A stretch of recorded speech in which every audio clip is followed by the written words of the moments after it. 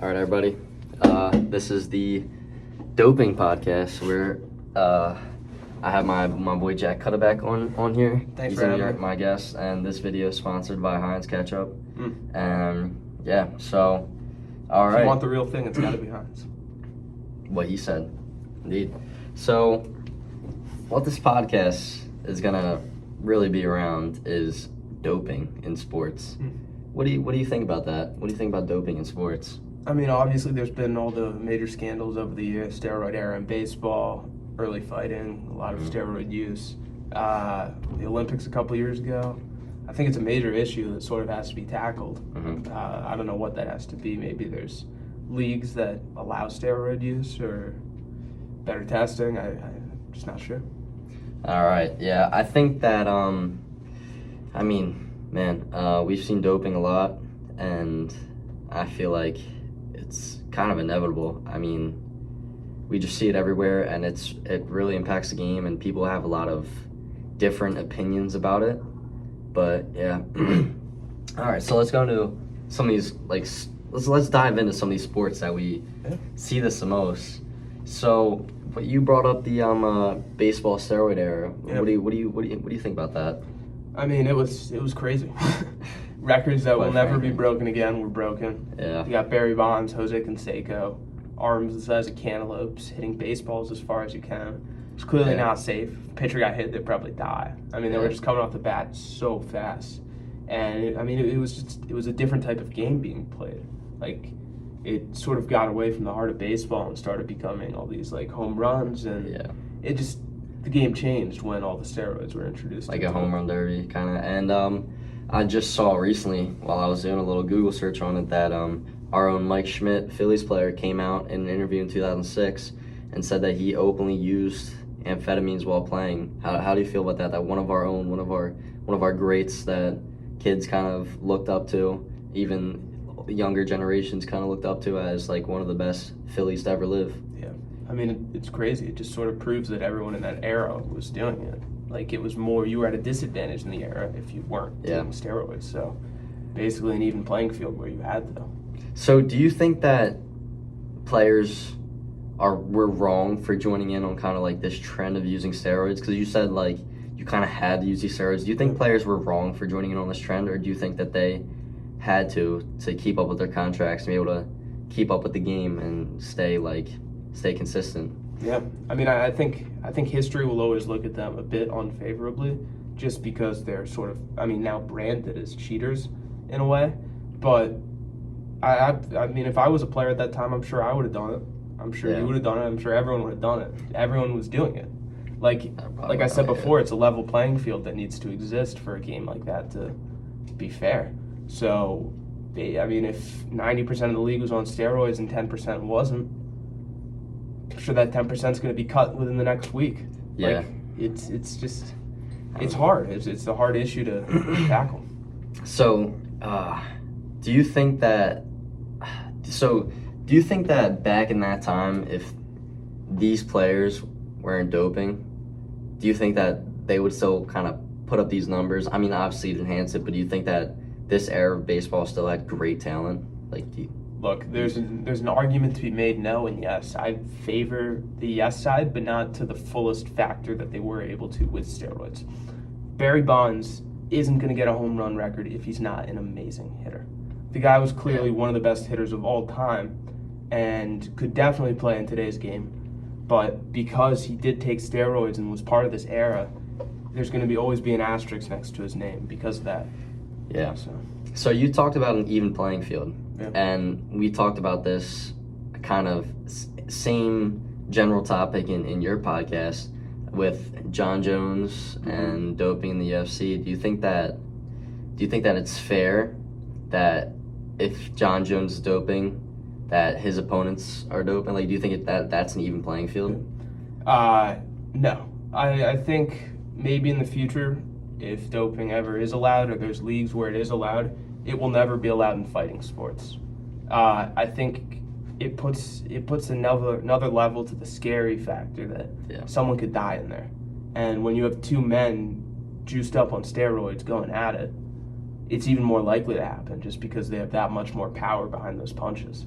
So look, maybe someday there will be a steroid baseball league or steroid hockey league or something like that. But I think fighting, if you're going for knockouts or something like that, it should not be allowed. So, what do you think the punishment should have been for John Jones being caught using steroids? I mean, like we said before, it was the era. Like Yeah. they're obviously, I think he was suspended for a little bit or got in some sort of trouble. Yeah. But when everyone's using them and the boss knows it, and your best fighter gets caught, they're not going to go down. Like they're simply not. If it was one of the lower level guys, I'm sure they might have been punished a lot more. But when you have an athlete that good that's making that much money for you, that people know are on steroids, like there's signs that you could see. Some people say gyno, some people say acne on your back, especially a sport like fighting where you're just wearing those trunks. Like your whole body is on display. So if you are using, some of those side effects might be taking place, which are easier to see. So to answer your question, I mean, no, I don't think it should be allowed in fighting. Okay. So, we're going to bring up kind of a different sport here. Okay. This is, I mean, still, yes, technically a sport, but not in the nature that we've been talking about. Kentucky Derby. I mean, these horses, man, you look at them, they're massive. Yeah. And there's an instance where the horse Medina Spirit is found to be a doped horse and was going for the Triple Crown, I believe, right? Mhm. And got it taken away from her, or him or her. I'm not really sure what. Not the Triple Crown, but they were the champion of last year's Kentucky Derby, which Oh. is the biggest event in the sport. Yeah, I think. What do you think about that? I mean, it's hard. Like, who do you punish in that? You punish the rider, the owner of the horse. Like, I mean, what are you it's thinking? It's hard because there's so many different. There's the trainer, the owner, and like you said, the rider. So I don't think the rider's at fault. I doubt the rider even knew. But either the trainer or the owner had to know, because, I mean, those Derby horses are $500,000 maybe. Yeah, they're very They're expensive. very expensive. So you're not going to ruin your prized possession by tainting it with steroids, like without their knowledge. Yeah. So I think either the owner or the trainer did know. Okay. And it's an unfortunate reality that the horse had the Derby stripped from it. Yeah. But look, it's all in the case of fair sports. Sort of needs to happen for the integrity of horse racing to stay. Yeah, I feel that. So, let's come back to more modern sports, like kind of fighting again. Yeah. So, in a recent fight, actually, one that I was watching the other day, Ryan Garcia versus Devin Haney. First off, what do you think about that fight? Who do you think should have won? Do you think the outcome was what you expected? No. So I don't watch much boxing, but when there is the occasional big fight, I will watch.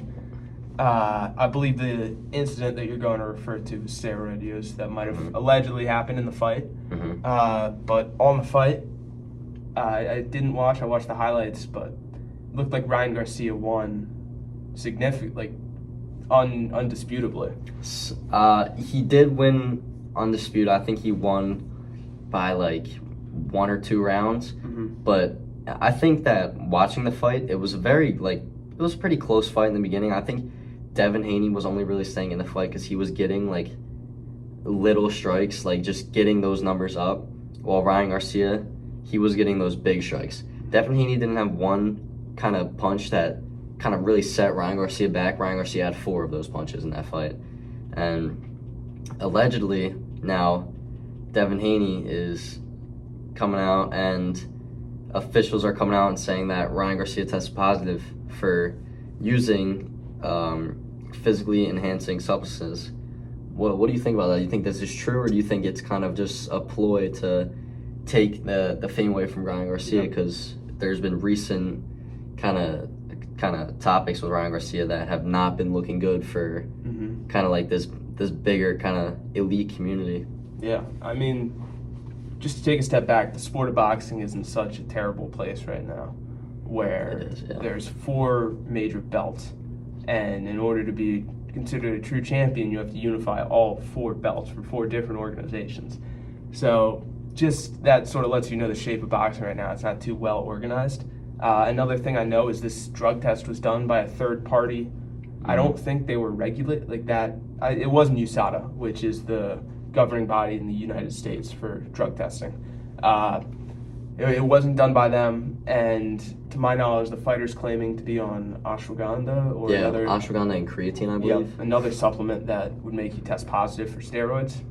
So, look, I think he could have been on steroids. He definitely could have. Yeah. It's boxing. I don't think the tests are that great there, especially if they're using a third party.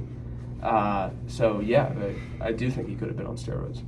I think that with all the stuff going on with Ryan Garcia, I mean, him calling out the community of elites.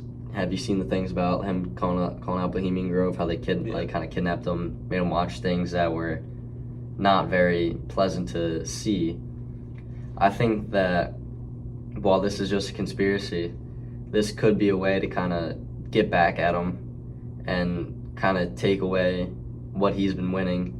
And I've also seen, this is probably completely false, I've seen things that saying Devin Haney knows the person who owns the company that tested Ryan Garcia for doping, which I think is probably outrageous but could be true. And I think, I don't know, I think while it's hard to tell, we need to wait for a more kind of engraved test. I think that Ryan Garcia, he didn't look overly large. I mean, he went out there, he looked good, but I mean, I feel like he had the advantage in that fight already. Him and Devin Haney go way back. They fought each other when they were younger. There was never a clear winner within those fights. They were tied up actually in their records. So I think that Ryan Garcia had a reach advantage. Yeah. He had the 3-pound weight advantage. So I think that overall he was just stronger and his punches were harder, and doping or not, I think that he would have won that fight. And I don't know, I'm interested to see what comes out from this kind of from these tests. Yeah. I mean, do you think that there's any solution to this? Man. I think that doping in sports, I think, will always be around. I think it's really hard because people are always going to cheat. That's just human nature. People are always going to find a way to be better than their competitor. And I just think that it's something that we're going to have to deal with, whether it be, like you said, making doping-only leagues and making non-doping leagues. But I think the issue is people are going to dope in the non-doping leagues to get that advantage. So, I mean, I think it's hard to regulate. I think that just with the progression of tests and the new technology coming out with them, I think it'll be easier to see doping. Yeah. But with doping, I feel like it's like the flu. It's always gonna mutate and be able to work around kind of these antidotes. And I don't know, I think it's just always gonna be here. What do you think about that? I mean, look, as technology evolves, we could see much more accessible doping. Like currently, we have kids taking whatever supplements they could find at GNC. Yeah. Like who knew? Why in let's say 20 years, maybe some sort of performance enhancer might be on the shelves. I'm sure there will also be better testing and better regulation as the science also evolves on this. Maybe there's a more effective type of testing other than urine, or just some other thing or a new organization to be created that can really take a handle on this issue. But I mean, for now, I think we just have to try and trust the systems in place, because unfortunately there isn't the technology and we don't have the capability to do all this. I think the random testing is probably the best solution. Yeah. Unfortunately, it's not great and very inconvenient for a lot of the athletes, but look, it's what we have, and it's what's working right now. So yeah, it's not working great, but I don't think we have anything better. Yeah, as I talked about before, I think time will kind of, as we progress, as technology advances, I think there's something that's gonna eventually, hopefully, work itself out. And I think only time will tell what we see in the future, what kind of methods they have to test for this doping. And yeah, I don't know. I think it's just a touchy subject. It's a hard issue to deal with. If there was a solution we would have one, if it was this easy to solve, we would have solved it. I mean, I don't know. I think that it's just interesting. I think doping in sports has made for a lot of interesting controversy for a long time, and I don't know. I think that it's going to be around for a while. It's been around for a while already, and it's going to be hard to stop. But I think it can be done with the right testing and just right precautions. Yeah. Thank you guys for tuning in to the podcast. Thank you, Jack, for coming to the podcast, and see you guys later.